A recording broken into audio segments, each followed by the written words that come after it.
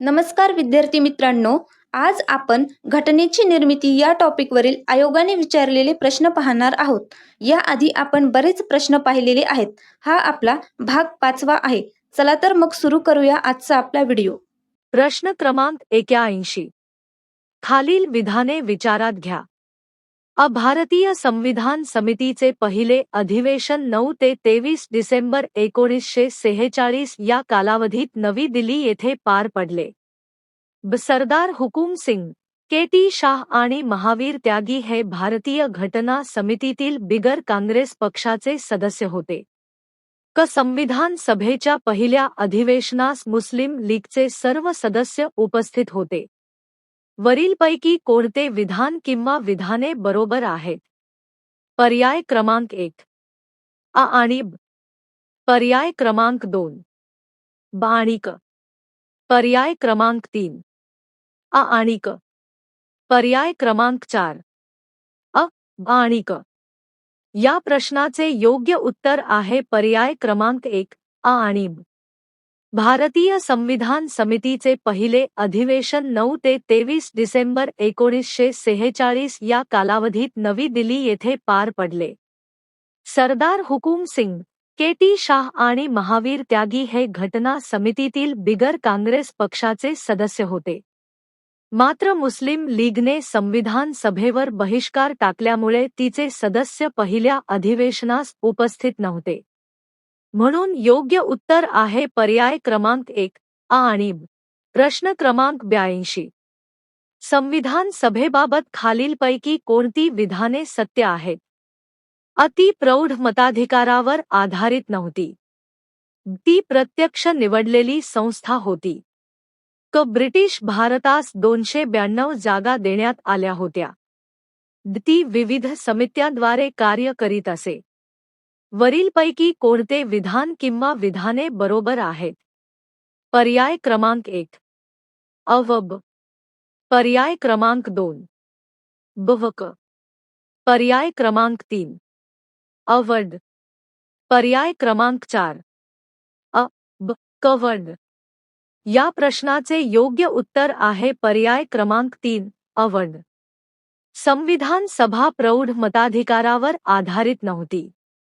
तिचे सदस्य प्रांतिक विधिमंडळांमार्फत अप्रत्यक्षपणे निवडले गेले होते. ब्रिटिश भारताला 296 जागा देण्यात आल्या होत्या, 292 नव्हे. तसेच संविधान सभेचे काम विविध समित्यांमार्फत पार पडत होते. म्हणून योग्य उत्तर आहे पर्याय क्रमांक 3 अ व ड. प्रश्न क्रमांक 83. कोणत्या समित्यांमध्ये डॉक्टर बी.आर. आंबेडकर यांनी सदस्य म्हणून कार्य केले? अ. मूलभूत अधिकार समिती, ब. अल्पसंख्याक उपसमिती, क. सल्लागार समिती, ड. राज्य समिती. वरीलपैकी योग्य पर्याय निवडा. पर्याय क्रमांक 1 फक्त अ, ब, क. पर्याय क्रमांक 2 फक्त ब, क, ड. पर्याय क्रमांक 3 फक्त अ, ब, ड. पर्याय क्रमांक 4 फक्त अ, क, ड. या प्रश्नाचे योग्य उत्तर आहे पर्याय क्रमांक 1 फक्त अ, ब, क. डॉक्टर बाबासाहेब आंबेडकर हे मूलभूत अधिकार समिती, अल्पसंख्याक उपसमिती आणि सल्लागार समितीचे सदस्य होते. मात्र ते राज्य समितीचे सदस्य नव्हते. म्हणून योग्य उत्तर आहे पर्याय क्रमांक 1 फक्त अ, ब, क. प्रश्न क्रमांक 84.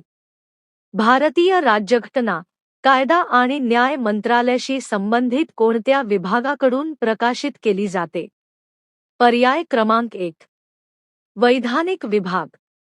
पर्याय क्रमांक 2 कायदेशीर व्यवहार विभाग.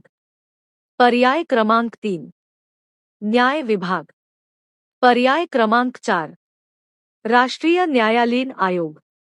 या प्रश्नाचे योग्य उत्तर आहे पर्याय क्रमांक 1 वैधानिक विभाग. भारतीय राज्यघटनेची अधिकृत आवृत्ती भारत सरकारच्या कायदा आणि न्याय मंत्रालयातील वैधानिक विभाग म्हणजेच लेजिस्लेटिव्ह डिपार्टमेंट कडून प्रकाशित केली जाते. हा विभाग विविध कायदे अधिनियम आणि भारतीय राज्यघटनेच्या अधिकृत प्रकाशनासाठी जबाबदार आहे. म्हणून योग्य उत्तर आहे पर्याय क्रमांक 1, वैधानिक विभाग. प्रश्न क्रमांक 85. नागरिकत्व, निवडणुका आणि तात्पुरती संसद या संदर्भातील राज्यघटनेतील तरतुदी कोणत्या दिवसापासून लागू करण्यात आल्या? पर्याय क्रमांक 1, 9 डिसेंबर 1946. पर्याय क्रमांक 2, 15 ऑगस्ट 1947. पर्याय क्रमांक 3, 26 नोव्हेंबर 1949. पर्याय क्रमांक 4, 26 जानेवारी 1950. या प्रश्नाचे योग्य उत्तर आहे पर्याय क्रमांक 3, 26 नोव्हेंबर 1949. भारतीय राज्यघटना 26 नोव्हेंबर 1949 रोजी स्वीकारण्यात आली. त्याच दिवशी नागरिकत्व, निवडणुका, तात्पुरती संसद तसेच काही इतर महत्त्वाच्या तरतुदी तात्काळ लागू करण्यात आल्या. उर्वरित राज्यघटना 26 जानेवारी 1950 रोजी पूर्णपणे अंमलात आली. म्हणून योग्य उत्तर आहे पर्याय क्रमांक 3, 26 नोव्हेंबर 1949. प्रश्न क्रमांक 86. खालील विधाने विचारात घ्या. भारतीय संविधान सभेची पहिली बैठक 9 डिसेंबर 1946 रोजी पार पडली. या बैठकीवर मुस्लिम लीगने बहिष्कार टाकला होता. डॉक्टर बाबासाहेब आंबेडकर हे संविधान सभेचे अध्यक्ष होते. वरीलपैकी कोणती विधाने बरोबर आहेत? पर्याय क्रमांक 1, आ आणि ब. पर्याय क्रमांक 2, ब आणि क. पर्याय क्रमांक 3, आ आणि क. पर्याय क्रमांक 4, अ, ब आणि क. या प्रश्नाचे योग्य उत्तर आहे पर्याय क्रमांक 1, आ आणि ब. भारतीय संविधान सभेची पहिली बैठक 9 डिसेंबर 1946 रोजी झाली होती. या बैठकीवर मुस्लिम लीगने बहिष्कार टाकल्यामुळे तिचे सदस्य उपस्थित नव्हते. मात्र डॉक्टर बाबासाहेब आंबेडकर हे संविधान सभेचे अध्यक्ष नव्हते. ते प्रारूप समितीचे अध्यक्ष होते. संविधान सभेचे कायमस्वरूपी अध्यक्ष डॉक्टर राजेंद्र प्रसाद होते. म्हणून योग्य उत्तर आहे पर्याय क्रमांक 1, आ आणि ब. प्रश्न क्रमांक 87. घटना समितीमध्ये ब्रिटिश भारतातील चीफ कमिशनर प्रांतातील आणि भारतीय संस्थानातील किती प्रतिनिधी होते? पर्याय क्रमांक 1, 290 ब्रिटिश भारत, 6 चीफ कमिशनर प्रांत, 93 भारतीय संस्थाने. पर्याय क्रमांक 2, 292 ब्रिटिश भारत, 4 चीफ कमिशनर प्रांत, 93 भारतीय संस्थाने. पर्याय क्रमांक 3, 296 ब्रिटिश भारत, 4 चीफ कमिशनर प्रांत, 89 भारतीय संस्थाने. पर्याय क्रमांक 4, 296 ब्रिटिश भारत, 6 चीफ कमिशनर प्रांत, 87 भारतीय संस्थाने. या प्रश्नाचे योग्य उत्तर आहे पर्याय क्रमांक 3. घटना समितीची एकूण सदस्य संख्या 389 होती. यामध्ये ब्रिटिश भारतातील 296 प्रतिनिधी, चीफ कमिशनर प्रांतातील 4 प्रतिनिधी आणि भारतीय संस्थानांतील 89 प्रतिनिधी यांचा समावेश होता. म्हणून योग्य उत्तर आहे पर्याय क्रमांक 3. प्रश्न क्रमांक 88. राज्यघटनेच्या मसुद्यावर वकिलांचे नंदनवन अशी टीका केली जाते. त्याची कारणे अशी आहेत. पर्याय क्रमांक 1, मसुद्याची भाषा केवळ न्यायालयांनाच परिचित आहे. पर्याय क्रमांक 2, तरतुदीमागील ध्वन्यर्थ केवळ अनुभवी व घटनात्मक कायद्यात पारंगत व्यक्तीलाच समजू शकतो.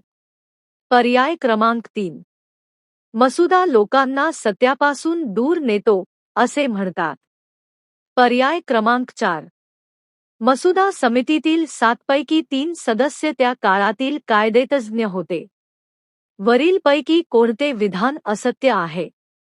या प्रश्नाचे योग्य उत्तर आहे पर्याय क्रमांक 3. भारतीय राज्यघटनेच्या मसुद्यावर वकिलांचे नंदनवन अशी टीका करण्यात आली होती, कारण त्यातील भाषा आणि कायदेशीर संकल्पना समजण्यासाठी कायद्याचे ज्ञान आवश्यक मानले जात होते. तसेच मसुदा समितीतील अनेक सदस्य कायदेतज्ञ होते. मात्र मसुदा लोकांना सत्यापासून दूर नेतो हे या टीकेचे कारण नव्हते. म्हणून योग्य उत्तर आहे पर्याय क्रमांक 3. प्रश्न क्रमांक 89. खालील मुद्द्यांचा विचार करा. भारतीय संविधानाचे तत्त्वज्ञान पंडित जवाहरलाल नेहरू यांच्या ऐतिहासिक उद्दिष्टांच्या ठरावात अनुस्यूत होते. हा ठराव संविधान सभेने 22 जानेवारी 1948 रोजी स्वीकारला. वरीलपैकी कोणते विधान बरोबर आहे? पर्याय क्रमांक 1. अ आणि ब दोन्ही बरोबर आहे. पर्याय क्रमांक 2. अ आणि ब दोन्ही चूक आहेत. पर्याय क्रमांक 3. बरोबर आहे. पर्याय क्रमांक 4. अ बरोबर आहे. या प्रश्नाचे योग्य उत्तर आहे पर्याय क्रमांक 4. अ बरोबर आहे. भारतीय संविधानाचे तत्त्वज्ञान पंडित जवाहरलाल नेहरू यांनी मांडलेल्या उद्दिष्टांच्या ठरावात प्रतिबिंबित होते. हा ठराव पुढे राज्यघटनेच्या उद्देशिकेचा आधार ठरला. मात्र हा ठराव 22 जानेवारी 1948 रोजी नव्हे, तर 22 जानेवारी 1947 रोजी संविधान सभेने स्वीकारला होता. म्हणून योग्य उत्तर आहे पर्याय क्रमांक 4. अ बरोबर आहे. प्रश्न क्रमांक 90. कोणत्या राजकीय पक्षाचे संविधान सभेत केवळ एक उमेदवार निवडून आले होते? अ कृषक प्रजा पक्ष, ब शेड्युल्ड कास्ट्स फेडरेशन, क कम्युनिस्ट पक्ष, ड अपक्ष. वरीलपैकी योग्य पर्याय निवडा. पर्याय क्रमांक 1. फक्त अ, क, द. पर्याय क्रमांक 2. फक्त ब, क, द. पर्याय क्रमांक 3. फक्त अ, ब, द. पर्याय क्रमांक 4. फक्त अ, ब, क. या प्रश्नाचे योग्य उत्तर आहे पर्याय क्रमांक 4. फक्त अ, ब, क. संविधान सभेत कृषक प्रजा पक्ष, शेड्युल्ड कास्ट्स फेडरेशन आणि कम्युनिस्ट पक्ष या प्रत्येक पक्षाचा केवळ एकच प्रतिनिधी निवडून आला होता. म्हणून योग्य उत्तर आहे पर्याय क्रमांक 4. फक्त अ, ब, क. प्रश्न क्रमांक 91. खालील विधानांचा विचार करा. अ डॉक्टर बी. आर. आंबेडकर हे मसुदा समितीचे अध्यक्ष होते. ब श्री एच. जे खांडेकर हे या समितीचे सदस्य होते. वरीलपैकी कोणते विधान बरोबर आहे? पर्याय क्रमांक 1. बरोबर आहे. पर्याय क्रमांक 2. अ बरोबर आहे. पर्याय क्रमांक 3. अ व ब दोन्ही बरोबर आहेत. पर्याय क्रमांक 4. अ व ब दोन्ही चूक आहेत. या प्रश्नाचे योग्य उत्तर आहे पर्याय क्रमांक 2. अ बरोबर आहे. डॉक्टर बाबासाहेब आंबेडकर हे संविधान सभेच्या मसुदा समितीचे अध्यक्ष होते. मात्र एच. जे खांडेकर हे मसुदा समितीचे सदस्य नव्हते. मसुदा समितीमध्ये डॉक्टर बाबासाहेब आंबेडकर, एन. गोपालस्वामी अय्यंगार, अल्लादी कृष्णस्वामी अय्यर, के. एम. मुन्शी, मोहम्मद सादुल्ला, बी. एल. मिटर आणि डी. पी. खेतान यांचा समावेश होता. म्हणून योग्य उत्तर आहे पर्याय क्रमांक 2. अ बरोबर आहे. प्रश्न क्रमांक 92. कॅबिनेट मिशन योजना संदर्भात पुढील जुळणी करा. अ निवडाव्याची एकूण सदस्य संख्या. ब संस्थानिक राज्यांचे प्रतिनिधी. क चीफ कमिशनर प्रांतांचे प्रतिनिधी. ड ब्रिटिश भारतातील प्रांतांचे प्रतिनिधी. पर्याय क्रमांक 1. अ 389. ब 93. क 4. ड 292. पर्याय क्रमांक 2. अ 292. ब 4. क 93. ड 389. पर्याय क्रमांक 3. अ 4. ब 292. क 389 ड 93 पर्याय क्रमांक 4 अ 93 ब 389 क 292 ड 4 या प्रश्नाचे योग्य उत्तर आहे पर्याय क्रमांक 1. कॅबिनेट मिशन योजनेनुसार संविधान सभेची एकूण सदस्य संख्या 389 निश्चित करण्यात आली होती. यामध्ये ब्रिटिश भारतातील प्रांतांचे 292 प्रतिनिधी, चीफ कमिशनर प्रांतांचे 4 प्रतिनिधी आणि संस्थानिक राज्यांचे 93 प्रतिनिधी होते. म्हणून योग्य उत्तर आहे पर्याय क्रमांक 1. प्रश्न क्रमांक 93. राजकुमारी अमृत कौर या कोणत्या मतदारसंघातून संविधान सभेवर निवडून आल्या होत्या? पर्याय क्रमांक 1 बिहार, पर्याय क्रमांक 2 केंद्रीय प्रांत, पर्याय क्रमांक 3 मुंबई, पर्याय क्रमांक 4 पंजाब. या प्रश्नाचे योग्य उत्तर आहे पर्याय क्रमांक 2 केंद्रीय प्रांत. राजकुमारी अमृत कौर या संविधान सभेवर केंद्रीय प्रांत मतदारसंघातून निवडून आल्या होत्या. त्या संविधान सभेतील प्रमुख महिला सदस्यांपैकी एक होत्या आणि स्वातंत्र्यानंतर भारताच्या पहिल्या आरोग्यमंत्री बनल्या. म्हणून योग्य उत्तर आहे पर्याय क्रमांक 2 केंद्रीय प्रांत. प्रश्न क्रमांक 94. 9 डिसेंबर 1946 रोजी दिल्ली येथे घटना समितीची पहिली बैठक घेण्यात आली. या समितीचे तात्पुरते अध्यक्ष म्हणून पुढीलपैकी कोणत्या व्यक्तीने कामकाज पाहिले? पर्याय क्रमांक 1 डॉक्टर बी.आर. आंबेडकर, पर्याय क्रमांक 2 डॉक्टर राजेंद्र प्रसाद, पर्याय क्रमांक 3 डॉक्टर सच्चिदानंद सिन्हा, पर्याय क्रमांक 4 पंडित जवाहरलाल नेहरू. या प्रश्नाचे योग्य उत्तर आहे पर्याय क्रमांक 3 डॉक्टर सच्चिदानंद सिन्हा. 9 डिसेंबर 1946 रोजी संविधान सभेची पहिली बैठक झाली. या बैठकीचे तात्पुरते अध्यक्ष म्हणून डॉक्टर सच्चिदानंद सिन्हा यांनी कामकाज पाहिले. त्यानंतर 11 डिसेंबर 1946 रोजी डॉक्टर राजेंद्र प्रसाद यांची संविधान सभेचे कायमस्वरूपी अध्यक्ष म्हणून निवड करण्यात आली. म्हणून योग्य उत्तर आहे पर्याय क्रमांक 3 डॉक्टर सच्चिदानंद सिन्हा. प्रश्न क्रमांक 95. संविधान सभेच्या उद्घाटन सत्रामध्ये अध्यक्षांनी कोणत्या देशांच्या सदिच्छा संदेशाचे वाचन केले होते? अ. संयुक्त राज्य अमेरिका, यूएस आर. क. चीन प्रजासत्ताक, ड. ऑस्ट्रेलियाचे सरकार. वरीलपैकी योग्य पर्याय निवडा. पर्याय क्रमांक 1 अ. ब. ड. पर्याय क्रमांक 2 अ. क. ड. पर्याय क्रमांक 3 अ. ब. क. पर्याय क्रमांक 4 क. ड. या प्रश्नाचे योग्य उत्तर आहे पर्याय क्रमांक 2 अ. क. ड. संविधान सभेच्या उद्घाटन सत्रात संयुक्त राज्य अमेरिका, चीन प्रजासत्ताक आणि ऑस्ट्रेलिया सरकार यांच्या सदिच्छा संदेशांचे वाचन करण्यात आले होते. USSR. चा सदिच्छा संदेश त्या उद्घाटन सत्रात वाचण्यात आला नव्हता. म्हणून योग्य उत्तर आहे पर्याय क्रमांक 2 अ. क. ड. प्रश्न क्रमांक 96. संविधान सभेच्या समित्या आणि त्यांचे अध्यक्ष यांची योग्य जुळणी करा. अ. संघ अधिकार समिती, ब. वित्त व स्टाफ समिती, क. अल्पसंख्याक उपसमिती, ड. मूलभूत अधिकार उपसमिती.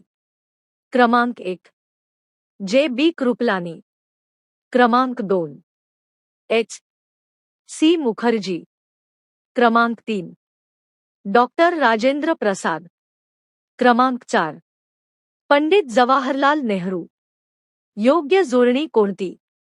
पर्याय क्रमांक 1 1 4 2 3, पर्याय क्रमांक 2 1 2 3 4, पर्याय क्रमांक 3 4 3 2 1, पर्याय क्रमांक 4 4 2 3 1 या प्रश्नाचे योग्य उत्तर आहे पर्याय क्रमांक 3 4 3 2 1 संघ अधिकार समितीचे अध्यक्ष पंडित जवाहरलाल नेहरू होते.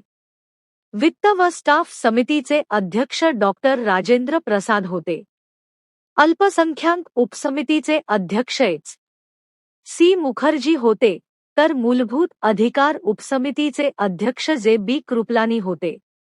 म्हणून योग्य उत्तर आहे पर्याय क्रमांक 3 4 3 2 1 प्रश्न क्रमांक 97 राज्यघटनेने प्रशासकीय आणि वैधानिक एकता राखण्यासाठी खालीलपैकी कोणत्या तत्त्वांचा स्वीकार केला आहे? अ. एकेरी न्यायव्यवस्था. मूलभूत नागरी व फौजदारी कायद्याबाबत समानता. क. समान अखिल भारतीय सेवा. वरीलपैकी कोणते विधान बरोबर आहे? पर्याय क्रमांक 1 अ आणि क. पर्याय क्रमांक 2 अ आणि ब. पर्याय क्रमांक 3 ब आणि क. पर्याय क्रमांक 4 वरील सर्व. या प्रश्नाचे योग्य उत्तर आहे पर्याय क्रमांक 4 वरील सर्व. भारतीय राज्यघटनेने देशात प्रशासकीय आणि वैधानिक एकता टिकवून ठेवण्यासाठी एकेरी न्यायव्यवस्था, नागरी व फौजदारी कायद्यांमध्ये समानता आणि अखिल भारतीय सेवांची व्यवस्था स्वीकारली आहे. या तिन्ही तत्वांमुळे संपूर्ण देशात प्रशासन आणि न्यायव्यवस्थेत एकसंधता राखली जाते. म्हणून योग्य उत्तर आहे पर्याय क्रमांक 4 वरील सर्व. प्रश्न क्रमांक 98 भारतातील राष्ट्रपतींद्वारे होणारी राज्यपालाची निवड पद्धत कोणत्या देशाकडून स्वीकारली आहे? पर्याय क्रमांक 1 कॅनडा. पर्याय क्रमांक 2 ऑस्ट्रेलिया. पर्याय क्रमांक 3 अमेरिका. पर्याय क्रमांक 4 वरीलपैकी एकही नाही. या प्रश्नाचे योग्य उत्तर आहे पर्याय क्रमांक 1 कॅनडा. भारतात राज्यपालांची नियुक्ती राष्ट्रपती करतात. ही पद्धत कॅनडाच्या राज्यव्यवस्थेवर आधारित आहे, जिथे प्रांतांच्या प्रमुखांची नियुक्ती केंद्र सरकारमार्फत केली जाते. म्हणून योग्य उत्तर आहे पर्याय क्रमांक 1 कॅनडा. प्रश्न क्रमांक 99 भारतातील संसदीय शासनपद्धती संदर्भात खालीलपैकी कोणते विधान बरोबर आहे? अ. राष्ट्रपती हा संसदेचा अविभाज्य अंग आहे. ब. राष्ट्रपती पंतप्रधान आणि त्यांच्या सल्ल्याने इतर मंत्र्यांची नियुक्ती करतो. क. राष्ट्रपतींची मर्जी असेपर्यंत मंत्री आपल्या पदावर राहू शकतात. ड. मंत्रिमंडळ राष्ट्रपतींना व्यक्तिगतरित्या जबाबदार असते. वरीलपैकी कोणते विधान बरोबर आहे? पर्याय क्रमांक 1 अ. ब. क. पर्याय क्रमांक 2 क. द. पर्याय क्रमांक 3 अ. क. द. पर्याय क्रमांक 4 अ. ब. द. या प्रश्नाचे योग्य उत्तर आहे पर्याय क्रमांक 1 अ. ब. क. राष्ट्रपती हे भारतीय संसदेचे अविभाज्य अंग आहेत. राष्ट्रपती पंतप्रधानांची नियुक्ती करतात आणि पंतप्रधानांच्या सल्ल्यानुसार इतर मंत्र्यांची नियुक्ती करतात. तसेच मंत्री राष्ट्रपतींच्या मर्जीपर्यंत पदावर राहतात. मात्र मंत्रिमंडळ राष्ट्रपतींना नव्हे, तर लोकसभेला सामूहिकरित्या जबाबदार असते. म्हणून योग्य उत्तर आहे पर्याय क्रमांक 1 अ. ब. क. प्रश्न क्रमांक 100 भारतीय संविधानाची वैशिष्ट्ये आणि त्यांच्या स्रोतांच्या योग्य जोड्या लावा. अ. एकेरी नागरिकत्व. मूलभूत हक्क. क. स्वातंत्र्य, समता, बंधुता. ड. उर्वरित अधिकार. क्रमांक 1 ब्रिटिश राज्यघटना. क्रमांक 2 फ्रान्सची राज्यघटना. क्रमांक 3 कॅनेडियन राज्यघटना. क्रमांक 4 अमेरिकेची राज्यघटना. योग्य जोडणी कोणती? अ. एक एकेरी नागरिकत्व. ब. 4 मूलभूत हक्क.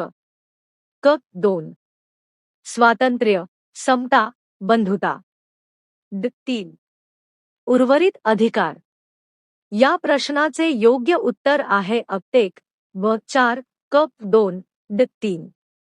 भारतीय राज्यघटनेतील एकेरी नागरिकत्व ही संकल्पना ब्रिटिश राज्यघटनेतून घेतली आहे.